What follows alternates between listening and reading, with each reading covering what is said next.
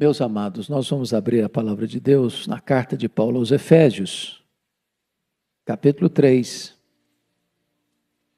verso 14.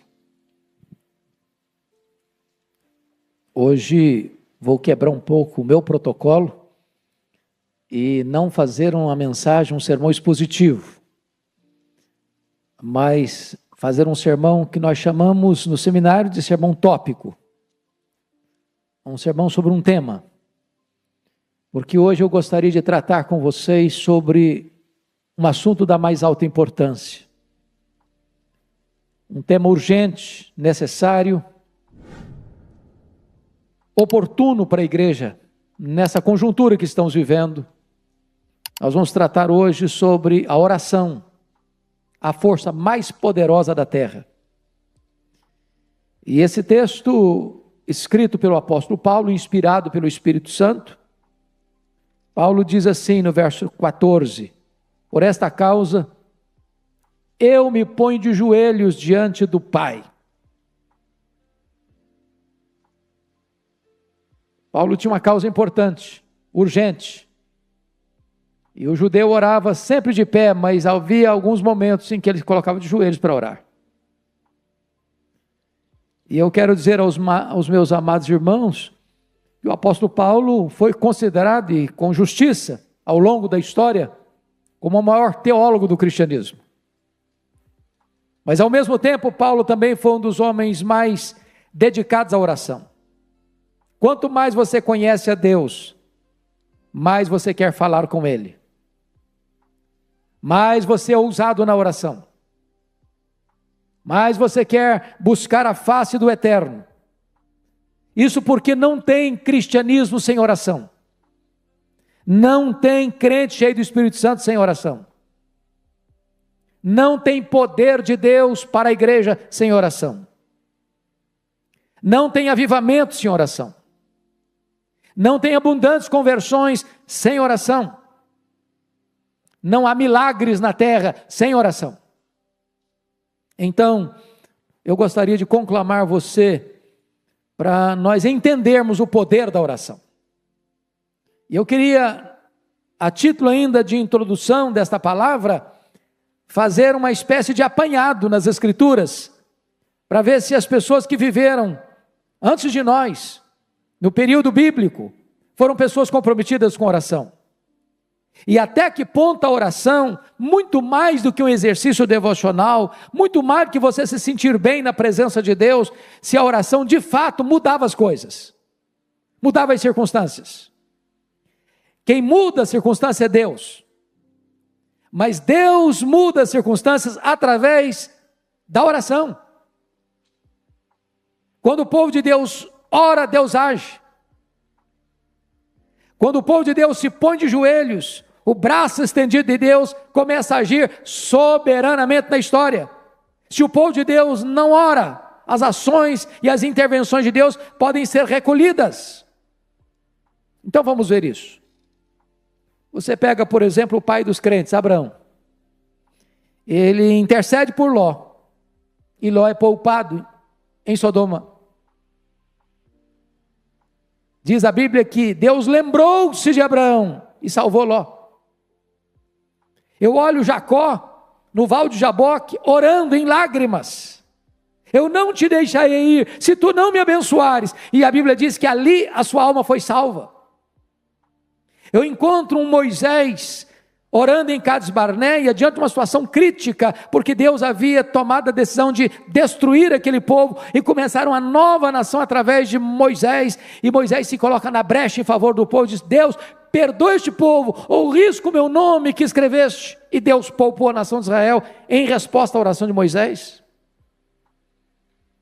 Eu vejo Ana orando com lágrimas, com amargura de espírito, pedindo um filho, e Deus ouve a sua oração, e ela vai ser mãe do maior profeta, sacerdote, juiz daquela geração. Porque a Bíblia diz que Deus é quem faz com que a mulher estéril seja alegre mãe de filhos. Deus cura. Eu vejo o seu filho Samuel, filho de Ana, orando pela nação e afirmando o seguinte: longe de mim pecar contra Deus, deixando de orar por vós. Eu encontro Ezequias orando a Deus diante de uma sentença de morte, enviada pelo próprio Deus: põe em ordem a tua casa, porque morrerás e não viverás. E diz a Escritura que ele se volta para a parede, e ele ora intensamente, e ele chora copiosamente, e Deus responde rapidamente, revertendo o quadro, revertendo o diagnóstico, revertendo a sentença de morte. Eu vejo Daniel orando, e Deus trancando a boca dos leões. Eu vejo Daniel orando, e diz a Bíblia que uma batalha espiritual se desenrola nas regiões celestes. Eu vejo Daniel orando para Deus trazer quebrantamento ao povo, porque o cativeiro duraria 70 anos, mas diz a Bíblia que naquele momento o povo dele se voltaria para ele, e o povo estava com o coração endurecido. Eu vejo Neemias orando. Ele é um governador, e ele é um estrategista, ele é um administrador de escola. Eu vejo Neemias orando, e a cidade de Jerusalém, que estava há 142 anos debaixo de escombro, e ele pela oração se põe nas mãos de Deus, e se coloca à disposição de Deus, e a cidade é restaurada, e os muros são erguidos em 52 dias. Eu vejo Jesus orando, no Rio Jordão, os céus se abrem, o Espírito Santo desce, e o Pai fala: este é o meu filho, o meu amado, o meu escolhido, nele eu tenho todo o meu prazer. Eu vejo, irmãos amados, o apóstolo Paulo orando, logo depois da sua conversão. Esse homem ora na praia, esse homem ora na sinagoga, esse homem ora no templo, esse homem ora na prisão. Esse homem é um homem que ora sem cessar, e agora ele está diante de Deus, dizendo: por esta causa eu me ponho de joelhos. Eu vejo os discípulos orando, unânimes, em oração, perseverando, em obediência à orientação de Jesus: permanecei na cidade até que do alto sejais revestidos de poder. E durante 10 dias, 120 pessoas oram com a sua alma, com o seu coração, com o seu propósito, e os céus se fendem, e o Espírito Santo desce, e eles são revestidos com poder. Eu vejo os crentes da igreja primitiva orando, diante das ameaças, dos perigos, e diz a Bíblia que a casa treme, o Espírito Santo desce, e eles são cheios do Espírito Santo, e começam a pregar a palavra com toda a autoridade, ou com todo o poder. Eu olho para a história da igreja, e eu vejo os pais da igreja orando, eu vejo os mártires orando, eu vejo os reformadores orando, eu vejo os puritanos orando, eu vejo os avivalistas orando, eu vejo a igreja de joelhos, e quando a igreja ora, ela marcha resolutamente. Então, dito isto, eu gostaria de olhar com vocês alguns pontos para destaque. Primeira coisa, irmãos, é que a igreja cristã recebe poder do Espírito Santo quando ela ora. A igreja está precisando do Espírito Santo, irmãos. Primeiro, porque tem muita gente, mundo afora, desistindo do evangelho, se apostatando da fé, igrejas fechando, denominações morrendo, denominações históricas perdendo milhares e milhares de membros todos os anos, seminários que outrora formaram pastores, missionários, hoje ensinam ceticismo, apostasia.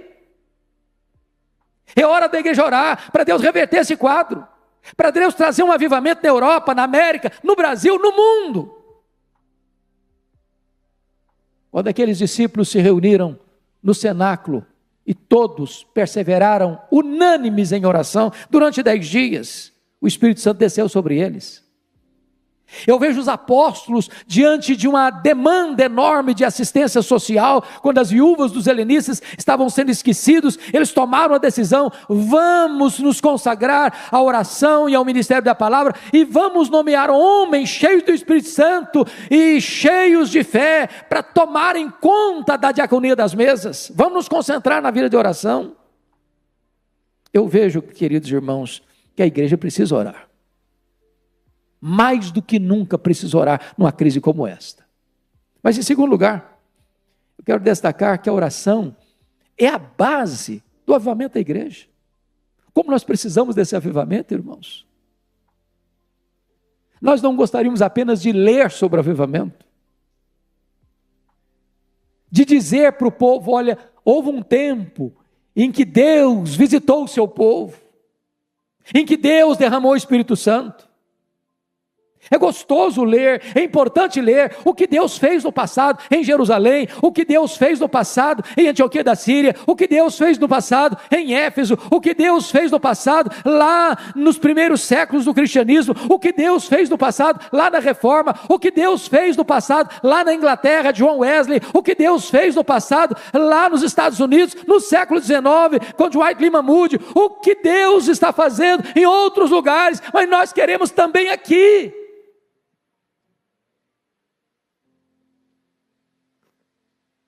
Eu disse para o pastor Arival hoje no escritório, uma coisa que me marcou muito, quando nós fomos a Quacisabanto, ver aquele avivamento que ocorreu em 1966, e quando nós fomos, era 1991. Portanto, algumas décadas depois, e o pastor Elor disse o seguinte para nós: sempre que nós começamos a escrever sobre avivamento, é porque ou ele já foi embora, ou ele ainda não chegou. Porque quando ele chega, você não tem tempo para escrever nada, você só tem tempo para viver aquela experiência gloriosa. Como nós precisamos, irmãos, de um sopro de Deus, de um alento de Deus, de uma visitação poderosa de Deus, de uma manifestação do poder de Deus, tirando as cinzas, soprando as brasas, inflamando o nosso coração. Quantas pessoas apáticas, quantas pessoas acuadas, com medo, desesperadas, quantas pessoas que encontram até na pandemia uma boa desculpa para não estar na casa de Deus, quantas pessoas acovardadas. E hoje eu disse para o pastor Arival, quando entrei, me emocionei muito de ver essa querida irmã aqui no banco da frente, num balão de oxigênio, na casa de Deus. Ela tinha todos os motivos para dizer: eu não vou, eu não posso ir, e ela está aqui. Quanta gente com saúde, que arranja uma boa desculpa para não vir. E eu espero em Deus que não haja no coração das pessoas um amor fenecendo, uma chama apagando, um fervor desaparecendo. Precisamos de avivamento, precisamos de um sopro do Espírito. Se o meu povo, que se chama pelo meu nome, se humilhar e orar e me buscar, e se converter de seus maus caminhos, então eu ouvirei dos céus, eu perdoarei os seus pecados, eu sararei a sua terra. É promessa de Deus. É promessa de Deus que Ele vai derramar o Espírito Santo sobre o sedento. É preciso ter sede de Deus para que o Espírito Santo desça. Quem não tem sede de Deus, não tem avivamento, irmãos. Às vezes estamos dando sede de tanta coisa, de dinheiro, de sucesso, de saúde, de fama, de progresso, de prestígio. É preciso que a igreja tenha sede de Deus. Quando a igreja estava passando uma crise enorme, lá na Inglaterra, nos idos de 1739, as igrejas fechando, os crentes desaparecendo da igreja, os púlpitos sem poder, a palavra de Deus rara nas igrejas, um grupo de estudantes começa a sentir um fardo no coração, e esse grupo foi batizado depois de Clube Santo, porque aqueles moços se reuniam para buscar a face de Deus, para orar a Deus, para clamar por um avivamento para a igreja da Inglaterra, até que de repente, numa noite, 31 de dezembro de 1739, 3 horas da manhã, o Espírito Santo desceu sobre eles, e eles foram cheios do Espírito Santo, e a igreja se levantou, e a igreja se encorajou, e centenas de milhares de pessoas foram salvas.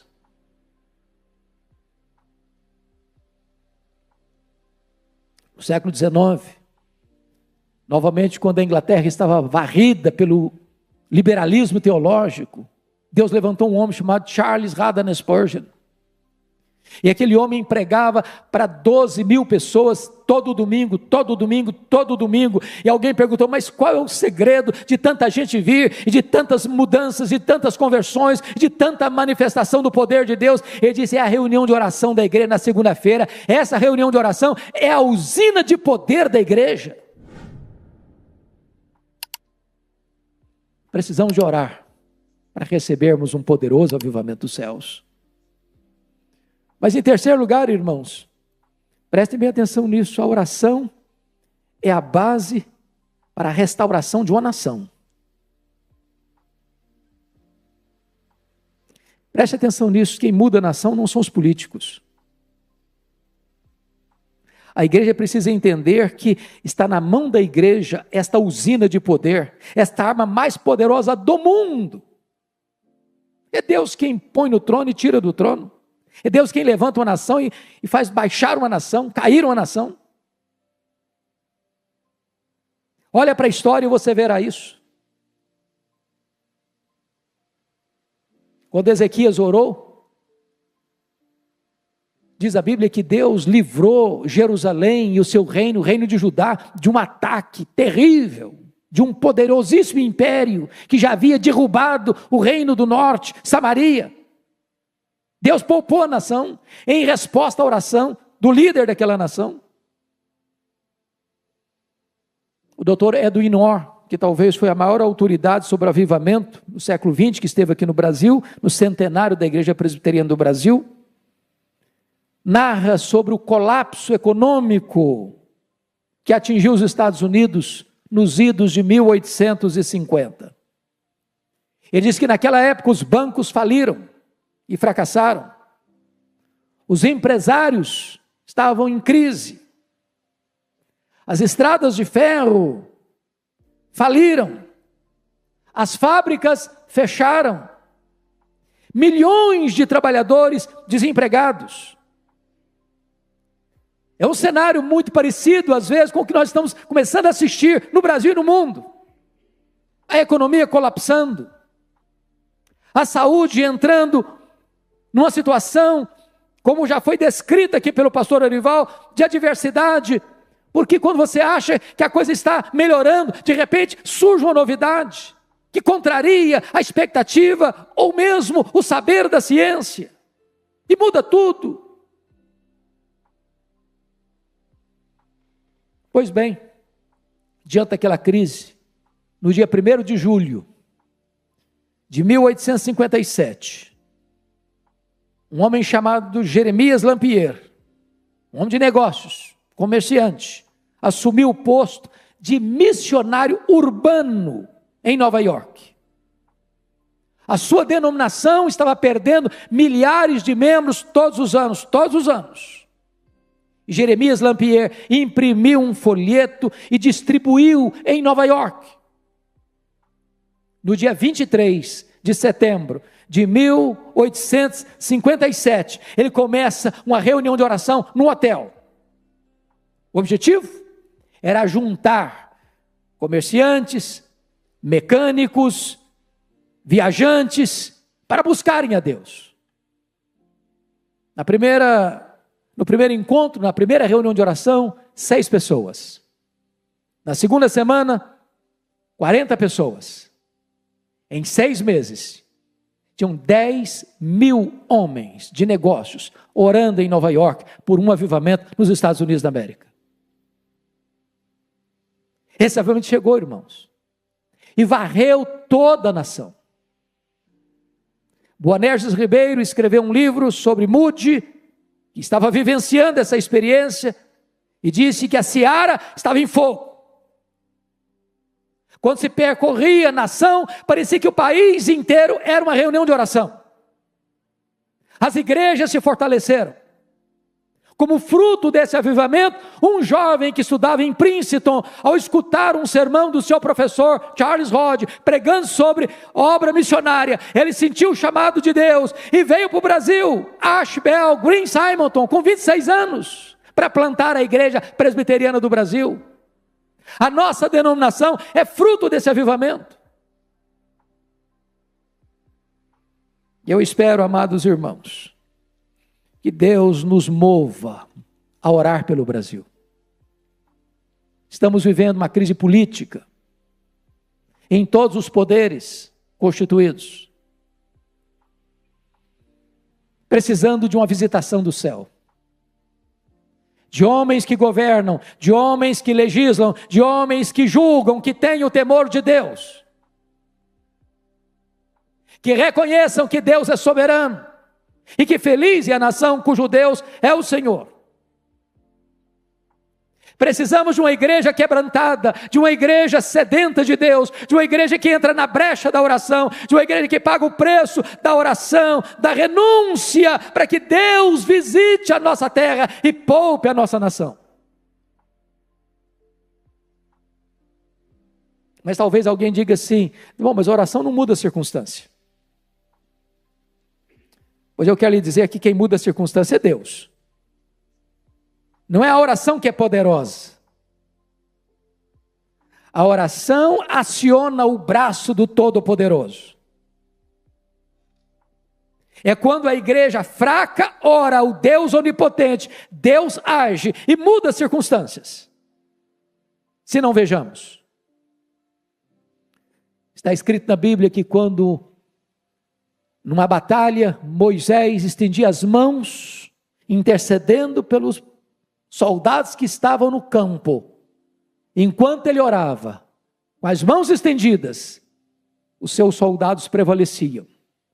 Se as orações cessavam e os braços encolhiam, o inimigo prevalecia. Quando a igreja ora, Deus age. Quando a igreja ora, Deus faz o inimigo recuar. Quando a igreja ora, os milagres de Deus acontecem. Segundo exemplo que eu lhes dou, do próprio rei Ezequias. Porque duas coisas estavam acontecendo.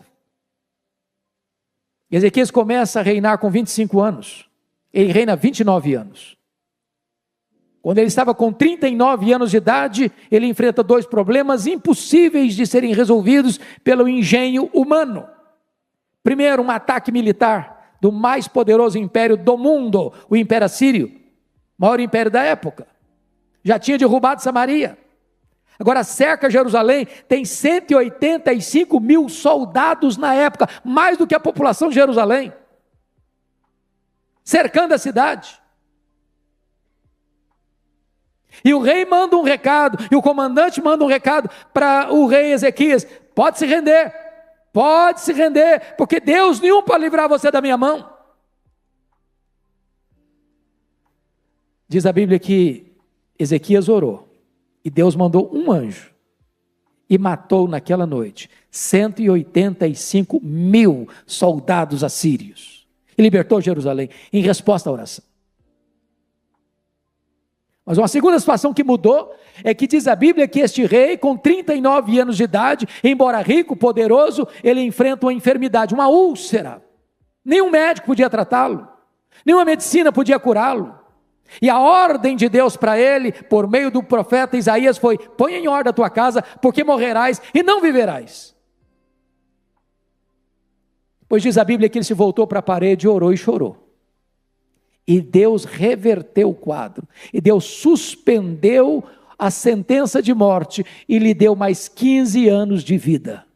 Deus muda as circunstâncias em resposta às orações. Deixa eu lhe dar um terceiro exemplo. Está lá em Atos capítulo 12.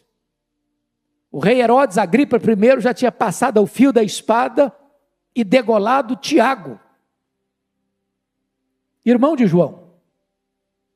E tinha colocado Pedro numa prisão de segurança máxima, com 3 escoltas de 4 soldados cada uma, aguardando o final da festa para matá-lo. E diz a Escritura que a igreja estava em oração. E em resposta à oração da igreja, um anjo de Deus é escalado para ir lá na prisão, acordar Pedro. Fica de pé, bota a sua sandália, bota a sua roupa, e tira Pedro da prisão de segurança máxima, abrindo as portas de ferro, abrindo o portão de ferro, quebrando as cadeias e libertando aquele apóstolo. Porque aquilo que o homem não pode fazer, Deus faz em resposta à oração.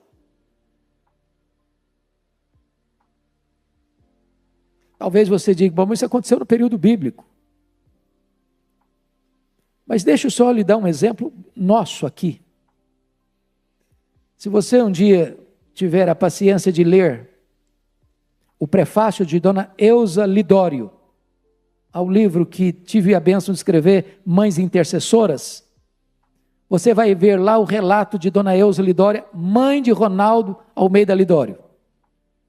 Quando ele estava pregando no Peru, entre o Sendero Luminoso, quando aqueles terroristas entraram dentro da igreja onde Ronaldo estava pregando, e botaram a mão nele, e o encapuzaram, e o jogaram dentro de um carro, e levaram-no para o paredão onde eram fuzilados. E naquela noite, a sua mãe, sem saber do que estava ocorrendo, foi despertada na noite, com um forte peso no coração. Ela disse: meu Deus, eu não sei o que está acontecendo com meu filho, mas eu me coloco na brecha em favor dele. Livra o meu filho, livra o meu filho, livra o meu filho. E quando ele estava para ser fuzilado, passa um carro em alta velocidade, para, e pega o Ronaldo, e o tira das mãos do Sendero Luminoso, e ele é poupado. Porque Deus muda as circunstâncias em resposta às orações. Ainda hoje, Deus é o mesmo, Deus faz o mesmo, onde Ele quer, com quem Ele quer, para a glória do seu nome. Mas eu queria concluir, dizendo a você que, em quinto e último lugar, a oração nos capacita a enfrentar os grandes dramas da nossa vida pessoal. Está escrito no Salmo 50, versículo 15: invoca-me no dia da angústia, eu te livrarei, e tu me glorificarás. Aqui uma ordem: invoca-me no dia da angústia. Aqui uma promessa: eu te livrarei. Aqui um resultado: e tu me glorificarás. Eu não sei qual a angústia que você passa, eu não sei qual a angústia que você enfrenta, eu não sei qual a crise que bate à sua porta, eu não sei qual a causa que você tem, que só um milagre resolve. Quem está te dando essa orientação é o próprio Deus Todo-Poderoso. Invoca-me nesse dia, eu te livrarei e tu me glorificarás. Eu vejo Davi chegando em Ziclag com seus companheiros, e quando ele chega e vê a cidade queimada, vê a cidade ferida, vê os filhos, as filhas, as mulheres levados cativos pelos amalequitas, os terroristas do deserto. E diz a Bíblia que ele chora até não ter mais forças para chorar ao ver esse quadro. Seus homens estão revoltados com ele por causa dos seus filhos e filhas e querem apedrejá-lo. E naquela circunstância, Davi se reanimou no Senhor seu Deus e pôs-se a buscar a Deus em oração. E ele faz uma oração e pergunta: perseguirei eu o bando? Alcançá-lo-ei?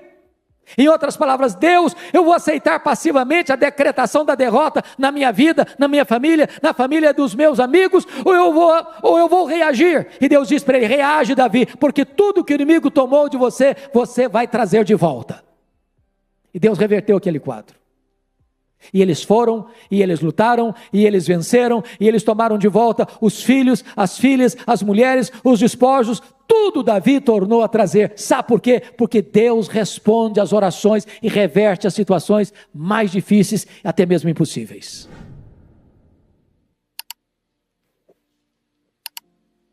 Quero concluir, para mim, com um exemplo máximo do que Deus pode fazer por meio da oração.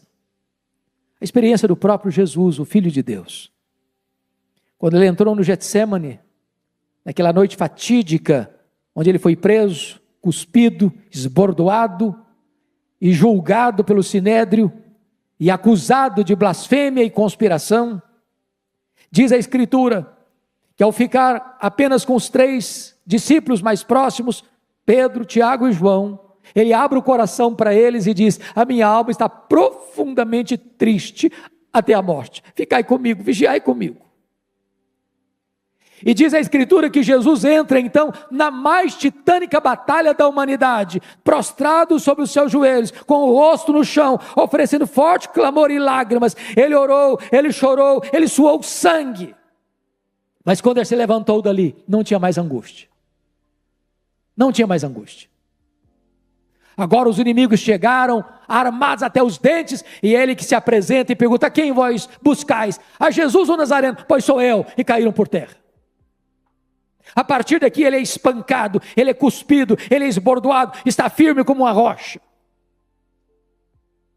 A partir daqui, ele carrega o lenho sobre as ruas apinhadas de Jerusalém, as mulheres choram, e ele diz: por que vocês estão chorando? Não chorem por mim, chorem por vocês, chorem pelos seus filhos. A partir daqui, ele é pregado naquele lenho maldito, e ele transforma aquele patíbulo de horror num palco para a glória de Deus, e num instrumento para a sua, para a minha, para a nossa salvação. Bendito seja Deus, porque quando você ora, Deus remove as dores da sua alma, as angústias do seu coração, Deus muda as circunstâncias e dá para você a vitória. É tempo da igreja orar.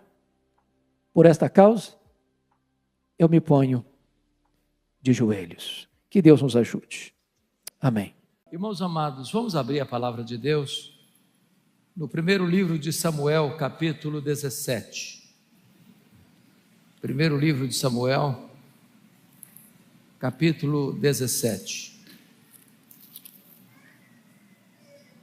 Por ser um texto longo e já muito conhecido de todos, vou ler os versos 45, parte do 46 e o verso 47, e peço que você não feche sua Bíblia, porque quero considerar todo este capítulo. Verso 45 diz assim: Davi, porém, disse ao filisteu: tu vens contra mim com espada e com lança e com escudo, eu, porém, vou contra ti em nome do Senhor dos exércitos, o Deus dos exércitos de Israel, a quem tens afrontado. Hoje mesmo o Senhor te entregará nas minhas mãos. Parte final do verso. E toda a terra saberá que há Deus em Israel. Saberá toda essa multidão que o Senhor salva, não com espada, nem com lança, porque do Senhor é a guerra, e Ele vos entregará nas nossas mãos. Amém. Eu preciso fazer uma declaração peremptória, clara, inequívoca, e a declaração é esta: os gigantes ainda existem, e eles são muitos, e eles são atrevidos, e eles teimam em se colocar no nosso caminho para nos assustar, para nos humilhar, e para nos fazer fugir com as pernas bambas de medo. Gigante é tudo aquilo que parece ser maior do que você. Gigante é tudo aquilo que intimida você. Há gigantes que estão fora de nós. Há gigantes que estão dentro de nós. Há gigantes que nós os criamos no laboratório do medo. E eles se levantam como fantasmas para nos intimidar. O gigante pode ser uma pessoa, pode ser uma circunstância, pode ser um sentimento, pode ser uma doença, pode ser um trauma, pode ser um abuso sofrido na infância, pode ser um vício, um hábito, um pecado que tenazmente assedia você. Eu não sei quais são os seus gigantes, mas Deus não nos chamou aqui nesta noite para medir a altura dos gigantes, nem para fugir deles. Deus nos chamou aqui nesta noite para vencer os nossos gigantes. Preciso concordar com Thomas Alva Edison quando disse o seguinte: as nossas vitórias são construídas de 10% de inspiração, de 90% de transpiração. Gigantes não nascem, gigantes são feitos.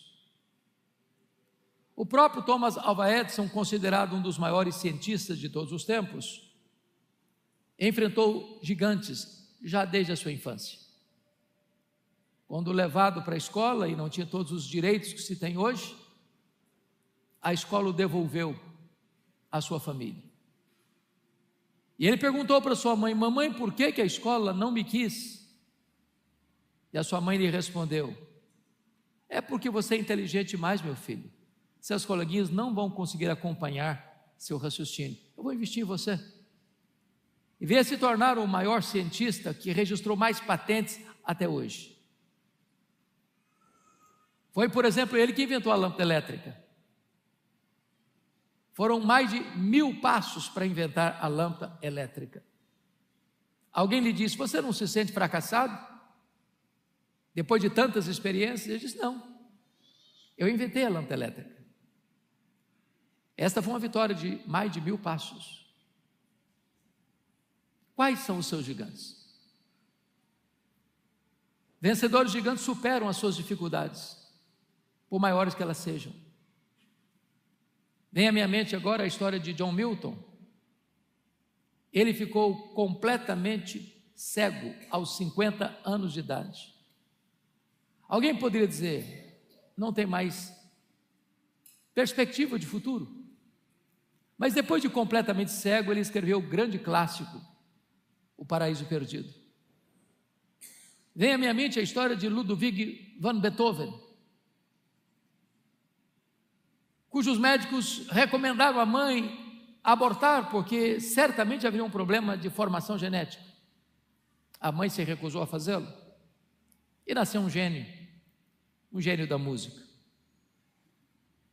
Porém, uma surdez progressiva atingiu o pico máximo aos 46 anos de idade.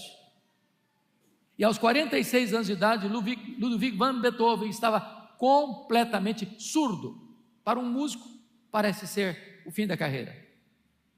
Mas depois de completamente surdo, ele compôs as suas mais importantes sinfonias. Ele venceu o gigante da surdez. Talvez nenhuma compositora evangélica ou nenhum compositor evangélico suplantou Fanny Crosby. Fanny Crosby viveu 92 anos. Fanny Crosby compôs mais de 4.000 hinos. Fanny Crosby cantava os seus hinos de cor. Fanny Crosby tinha o Novo Testamento decorado. Fanny Crosby ficou cega, completamente cega, na 6ª semana de vida, por um erro médico. Mas até hoje você e eu cantamos os hinos de Fanny Crosby. Que segurança tenho em Jesus, pois nele gozo paz, vida e luz. Quero estar ao pé da cruz, que tão rica fonte. Músicas de Fanny Crosby. O texto que nós acabamos de ler nos fala de uma batalha, de uma guerra. Naquela época as guerras eram confrontos pessoais. O exército se formava e encontrava um outro exército e era um embate corporal, com o tanger das armas. E diz a Bíblia que então do lado dos filisteus aparece um duelista, desafiador, um gigante na verdade, 3 metros de altura, a ponta da sua lança pesava 6 quilos, a sua armadura pesava 60 quilos, ele tinha um dardo e tinha na frente dele um escudeiro, e esse gigante se levanta e desafia os soldados de Israel, dizendo: não precisamos lutar não, dê-me um homem para lutar comigo, se ele me vencer nós o serviremos, se eu o vencer vocês o servirão. E diz a Bíblia que durante 40 dias, 2 vezes por dia, 80 vezes, Golias afrontou, humilhou o exército de Israel, e todos fugiram com as pernas bambas de medo. É nesse ínterim que chega no acampamento de guerra o jovem Davi. Na verdade, ele foi levar um lanche para os seus irmãos e para o comandante. E ele chega exatamente na hora da debandada geral. E ele quer saber o que está acontecendo. E informam a ele que tem um gigante que ninguém tem coragem de enfrentar. E ele pergunta: mas quem é esse incircunciso filisteu para afrontar os exércitos do Deus vivo? Enfrentá-lo-ei, vencê-lo-ei. E de fato o enfrentou e de fato o venceu. Sendo assim, seja-nos o tema da noite: como vencer os nossos gigantes. E a primeira lição que eu gostaria de destacar está aí no versículo 24, do texto de 1 Samuel 17. Está escrito que todos os israelitas, vendo aquele homem, fugiam de diante dele e temiam grandemente, e diziam uns aos outros: viste aquele homem que subiu? Pois subiu para afrontar a Israel. E a primeira lição é esta: um vencedor de gigantes não escuta a voz dos pessimistas. Tem muita gente que aposta no fracasso. Tem muita gente que olha para o problema e diz: esse problema não tem solução. O mais prudente é desistir. Quem nunca venceu um gigante vai dizer para você que os gigantes não podem ser vencidos. Quem nunca derrubou um gigante vai dizer para você: é melhor fugir também. Os pessimistas crescem como cogumelo, eles estão por toda parte. Eles vão apagar a chama da fé em seu coração. Eles vão desidratar a sua esperança. Eles vão tirar os seus olhos do foco, que é o Senhor. Eles vão dizer que o seu problema é insolúvel, que a sua enfermidade é incurável, que o seu casamento é irrecuperável, que a sua empresa nunca vai se levantar. Eles vão dizer para você que o mais seguro a fazer é temer e fugir. Mas um vencedor de gigantes não escuta a voz dos pessimistas.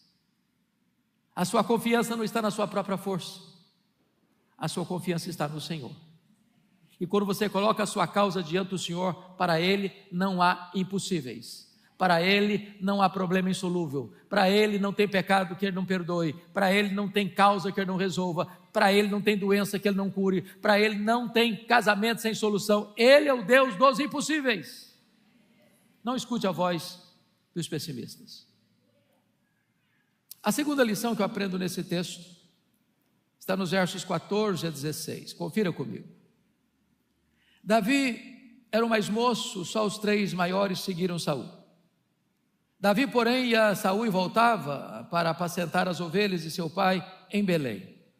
Chegava-se, pois, o filisteu pela manhã e pela tarde e apresentou-se por 40 dias. E a lição é esta: um vencedor de gigantes não fica remoendo as dificuldades do passado, ele olha para as oportunidades do hoje.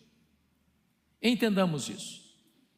Quando Abner, comandante de Saul, vai à casa de Jessé para alistar alguns de seus filhos para ingressarem no exército de Israel, diz a Bíblia que ele seleciona os 3 mais velhos.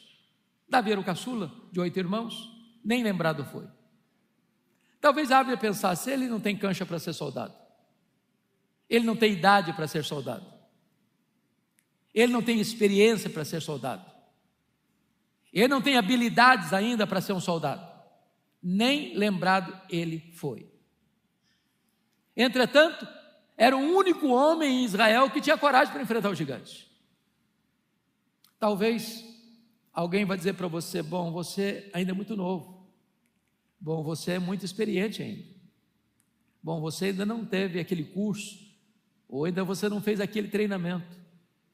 Você ainda não tem todas as habilidades e capacidades necessárias para você enfrentar essa situação. Talvez algumas pessoas vão dizer para você: bom, você não serve ainda para trabalhar no meu time, para fazer parte da minha equipe. Você está inabilitado para abraçar ou enfrentar essa situação. E eu quero dizer para você: não fique lamentando as dificuldades do seu passado. Olhe para as oportunidades de hoje. Eu conheço tanta gente que diz: eu não tive chance, eu vivi uma infância muito pobre, eu não estudei numa boa escola, eu não nasci num berço de ouro, eu não tive tantos privilégios, eu não tive tantas oportunidades. Estude a história e você verá que os grandes vencedores não nasceram em berço de ouro. Eles foram treinados na urdidura da luta. Não fique lamentando o passado. Olhe para o presente. Das oportunidades que Deus coloca diante de você hoje, para ser um vencedor, em todas as áreas da sua vida. Me permitam uma ilustração. Eu gosto muito de política desde a minha infância. E um dos personagens que me impressionam bastante nasceu no interior de Minas. Seu pai era um caixeiro viajante, um mascate. Sua mãe era professora pública, salário pequeno até hoje. Seu pai morreu quando ele era criança, deixou a sua mãe viúva, sem recursos suficientes para bancar os seus estudos. Mas era um moço idealista, estudioso, foi para Belo Horizonte, passou no curso de medicina, foi um estudante tão pobre que a cadeira que ele se assentava durante o curso era um caixote de tomates. Terminou o seu curso, foi para a Europa, retorna, entra na política, e este homem, então, vai inaugurar Brasília, porque é eleito presidente da República Federativa do Brasil, talvez o maior estadista da história política brasileira, em 1961. Eu fico imaginando que se Juscelino Kubitschek ficasse olhando as dificuldades do seu passado, jamais teria alçado voos para o futuro. Quem dirige você é Deus, quem leva você para frente é Deus. Não importa a sua idade, não importa a sua experiência, não importa o grau de instrução, não importa as dificuldades que você já lidou no passado, Deus pode mudar a sua história. Deus pode levantar você nessa geração. Deus pode erguer você para ser um vencedor de gigantes nessa geração.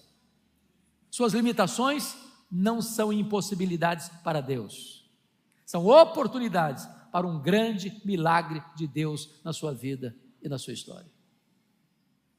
Terceiro lugar, veja comigo os versos 28 a 30. Ouvindo Eliabe, seu irmão mais velho, falar àqueles homens, acendeu-se-lhe a ira contra Davi e disse: por que desceste aqui e a quem deixaste aquelas poucas ovelhas no deserto? Bem conheço a tua presunção e a tua maldade.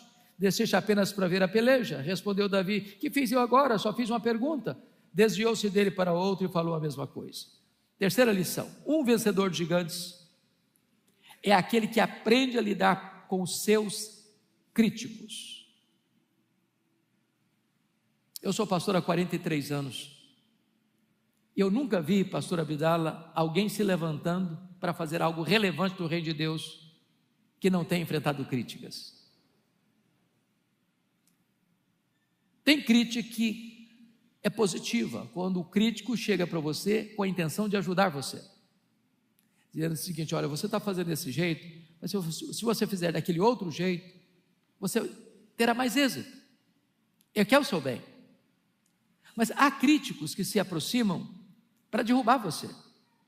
A intenção não é ajudar, a intenção é derrotar, é desestimular, é fazer você recuar. E o que é curioso, que o maior crítico de Davi não é nem mesmo o gigante Golias. O maior crítico de Davi é o Eliabe, seu irmão mais velho.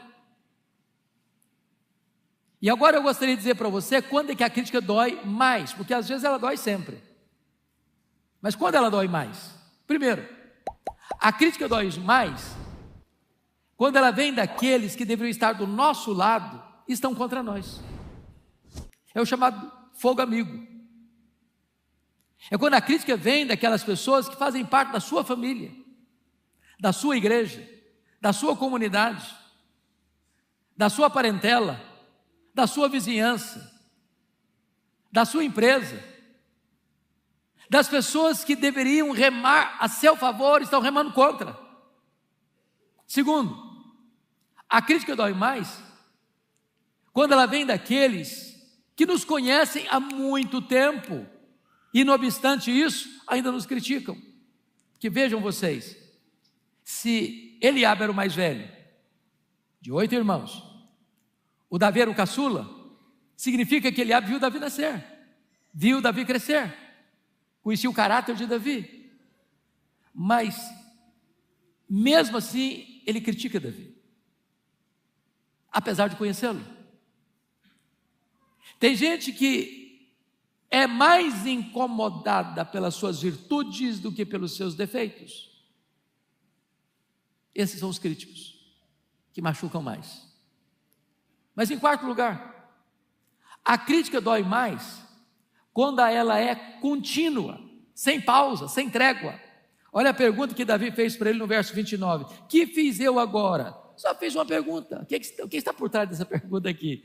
Ele está dizendo o seguinte: ô meu irmão, quando é que você vai largar do meu pé? Quando é que você vai parar de me criticar? Vocês já perceberam que algumas pessoas parecem que têm um dom no ministério? Ministério da crítica. Você pode fazer tudo certinho o ano inteiro. A hora que você fizer uma coisa que desagradou, lá vem a crítica. Ela é contínua. Agora, a pior maneira de você se exaltar é criticar o outro. Porque quando você critica o outro, você está se colocando acima dele, como melhor do que ele. É um ato de egoísmo, soberba, de arrogância. Quinto lugar, sabe quando a crítica dói mais? Ela dói mais quando ela vem envelopada em destempero emocional. Olha o versículo 28. Acendeu-se-lhe a ira contra Davi. Uai, mas o que é que Davi fez para Eliabe para ele estar irritado, irado, destemperado? Não fez nada. Mas então por que o Eliabe está irado?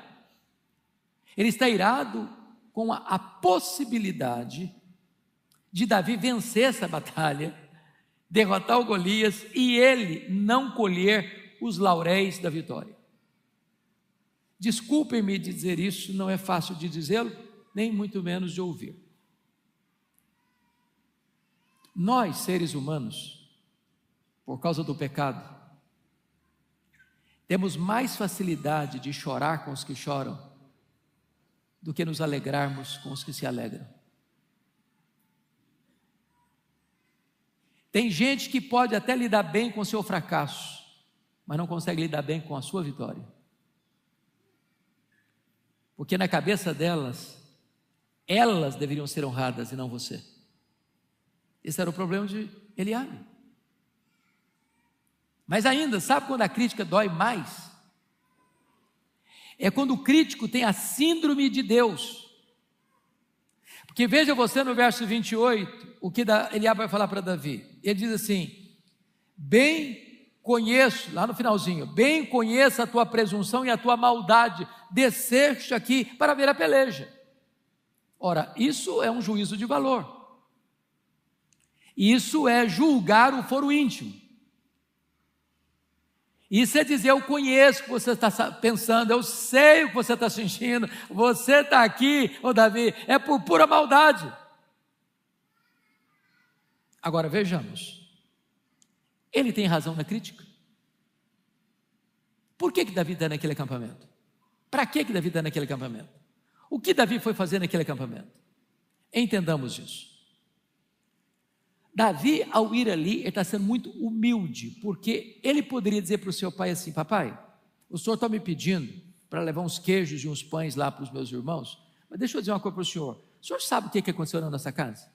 Que no capítulo anterior, capítulo 16, o profeta Samuel é enviado à casa de Jessé com uma finalidade: ungir um dos filhos de Jessé como rei de Israel em lugar de Saul.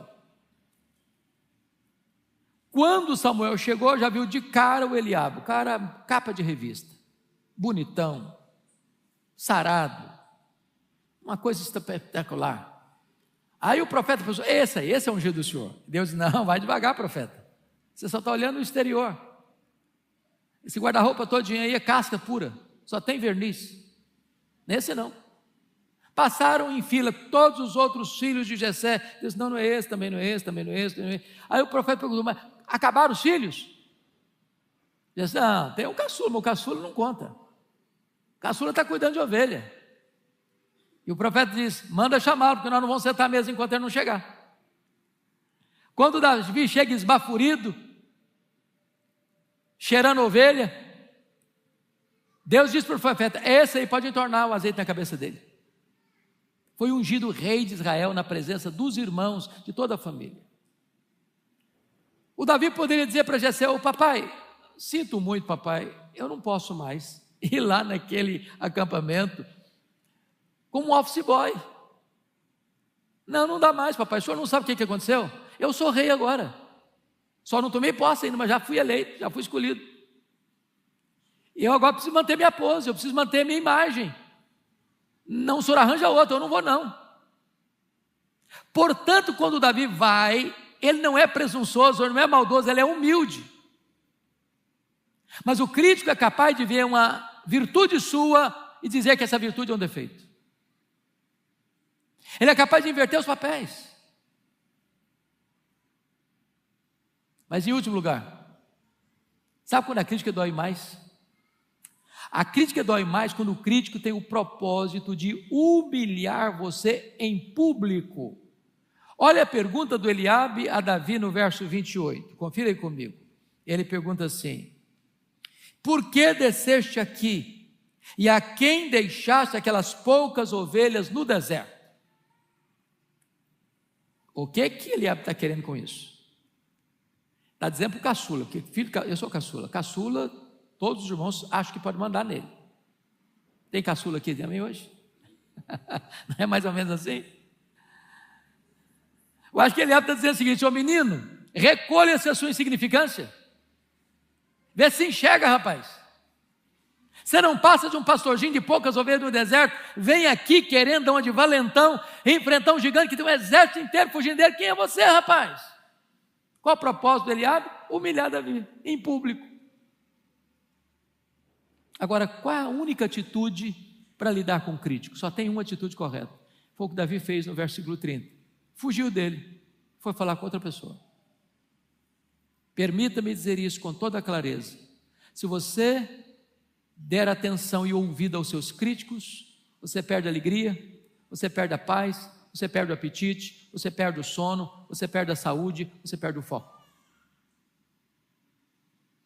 Deus não chamou você para gastar o seu tempo com os críticos. Deus chamou você para fazer a sua obra. Deus chamou você para vencer os seus gigantes. Quarta lição que eu aprendo com Davi. Olha comigo os versos 38 a 40. Saul vestiu a Davi da sua armadura e lhe pôs sobre a cabeça um capacete de bronze, o vestiu de uma couraça. Davi cingiu a espada sobre a armadura e experimentou andar, pois jamais havia usado. Então disse Davi a Saul: não posso andar com isso, pois nunca usei. E Davi tirou aquilo de sobre si, tomou o seu cajado na mão, escolheu para si 5 pedras lisas do ribeiro e as pôs no alforje de pastor, que trazia saber no surrão, e lançando mão da sua funda, foi-se chegando ao filisteu. A lição é esta: você não é rei apenas usando roupa de rei. Seja você, e seja um especialista naquilo que Deus chamou você para fazer. Quando eu leio esse texto, tem hora que eu dou risada sozinho. Sabe por quê? O Saul era o cara mais alto de Israel. O Davi era um cidadão de mediana estatura. Saul era um manequim 70. Davi, manequim 48, 50. É claro que a armadura do Saul ia sobrar no Davi. Aquilo era um empecilho, era uma tralha. Ele não conseguiu andar, quanto mais correr ou lutar com aquilo. Ele arrancou aquela armadura de cima dele, jogou a espada fora, correu lá no ribeiro, e até hoje quando você vai lá, o ribeiro está lá com pedras bem redondinhas, dá vontade de você jogar algumas também.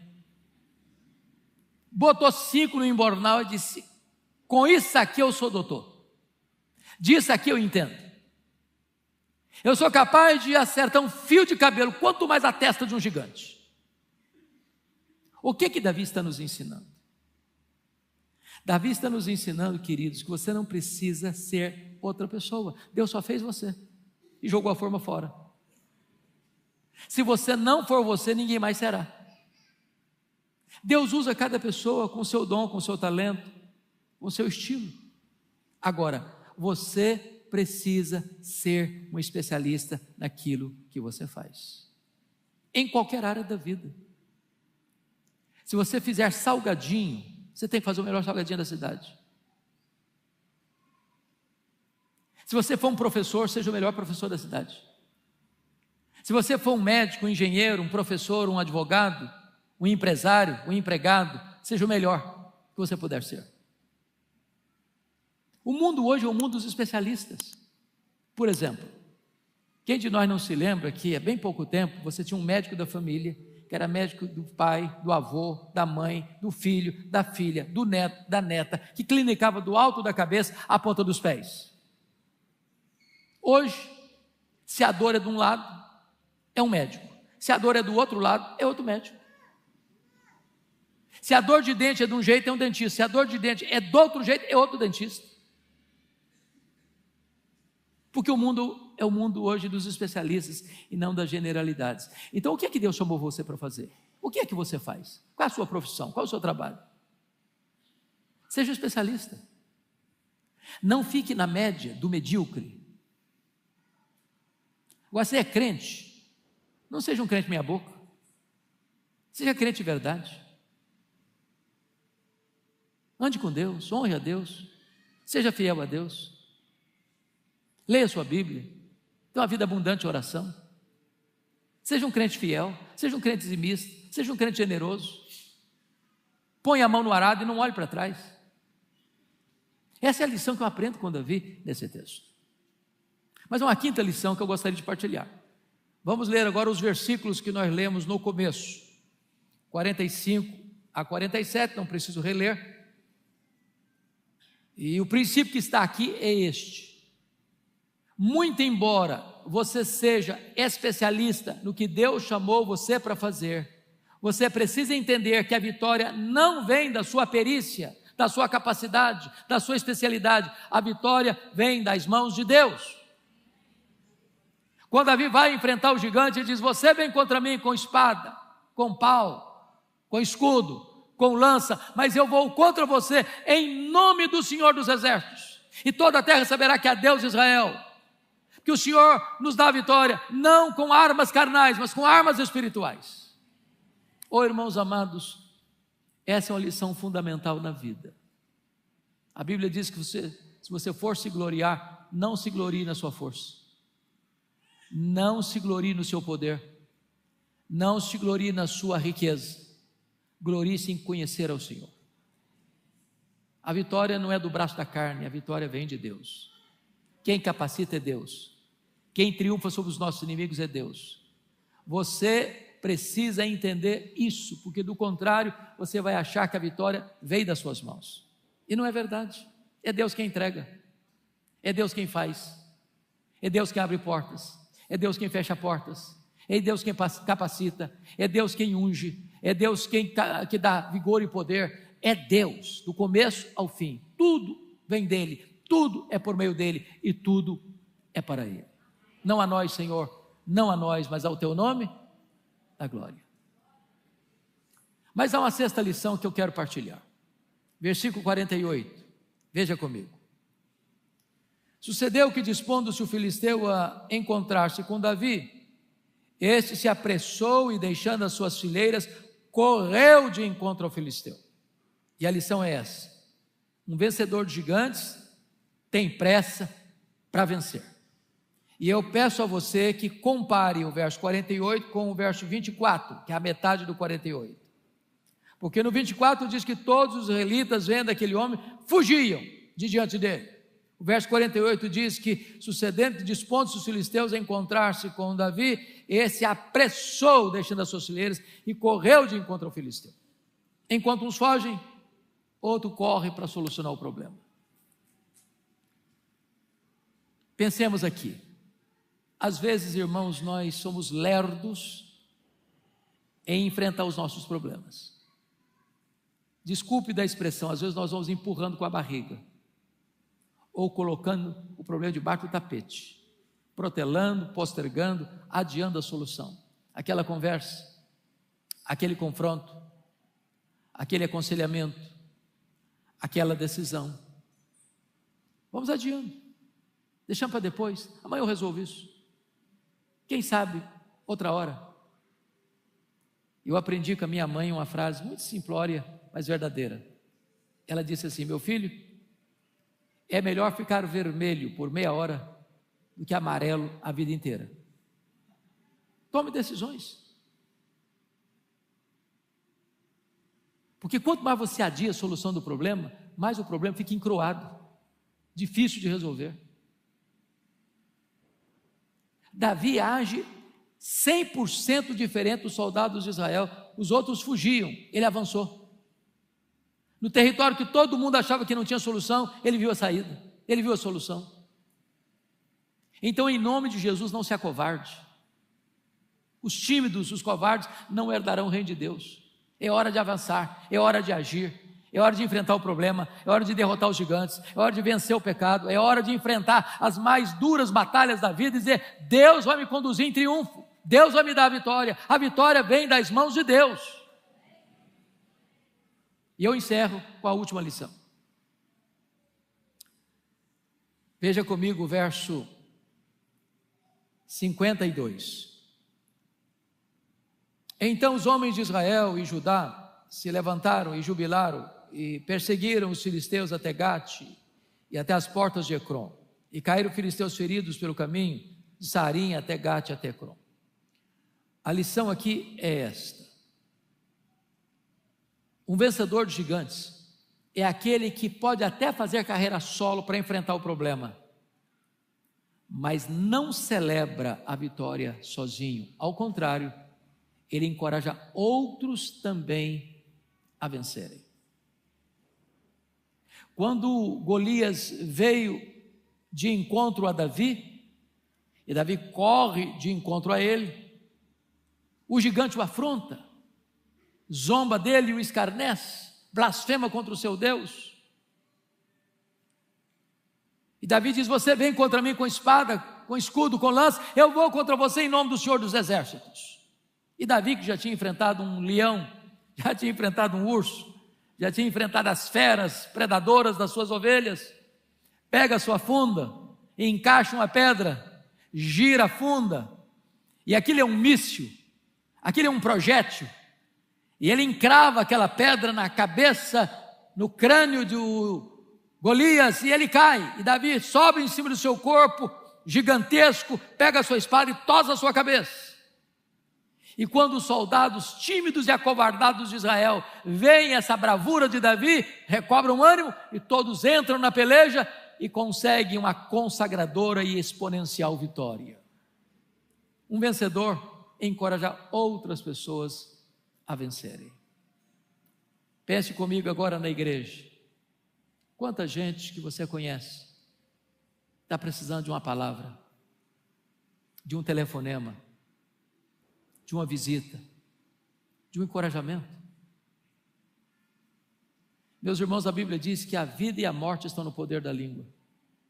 Você pode animar alguém, você pode orar com alguém, você pode levar esperança para alguém, você pode estimular alguém a entrar nessa corrida e vencer também. Davi foi isso, Davi fez isso. Uma das histórias que mais me encantaram no mundo esportivo ocorreu em Seattle, nos Estados Unidos, numa Paralimpíada. E a modalidade mais esperada naquela Paralimpíada era a corrida no estádio de moças com deficiências. Aprendi hoje uma lição linda com o pastor Abdala, juntos nós aprendemos isso hoje. Não se usa a palavra pessoa deficiente, pessoas com deficiência, porque a deficiência não é um impedimento para grandes coisas. E aquelas moças entraram então na pista de corrida e havia uma candidata que era a provável vencedora para ganhar a medalha de ouro. O estádio inteiro a admirava, o estádio inteiro a aplaudia, o estádio inteiro a encorajava a correr e ganhar a corrida. Ao sinal da largada, todas partiram, mas essa candidata preferida, a mais capacitada talvez para vencer, partiu à frente e ganhou boa distância. O estádio entendia que ela seria a campeã, que ela alcançaria a vitória e aplaudia ruidosamente. Mas de repente ela tropeça e cai. A que vinha em seguida recebe os aplausos da multidão para prosseguir, avançar e ganhar a corrida. Mas para espanto de todos, quando ela chegou perto daquela que estava à frente, ela parou, estendeu a mão à que estava caída e a levantou, rompendo o protocolo daquela Paralimpíada. As retardatárias chegaram e todas elas deram as mãos, e todas elas correram juntas para a reta de chegada, quebrando completamente o protocolo, mas ensinando uma lição ao mundo inteiro. As vitórias mais doces são aquelas que nós as compartilhamos com outras pessoas. Não basta você vencer, você precisa encorajar outras pessoas a vencerem também. Mas, meus irmãos, Davi foi um vencedor, mas Davi não pôde vencer a principal batalha da vida, a batalha contra o pecado. Essa ele não conseguiu vencer. E eu quero dizer para você que nós também não poderemos vencer com as nossas próprias forças. Mas o filho de Davi, o nosso Salvador, Jesus Cristo, o amado de Deus, veio ao mundo para vencer o pecado, para vencer o diabo, para vencer a morte. E o filho de Davi pode dar vitória a você e a mim deste maior problema da nossa vida. Sem ele nós jamais venceremos, mas com ele nós somos mais do que vencedores. Que o Senhor nos abençoe. Amém.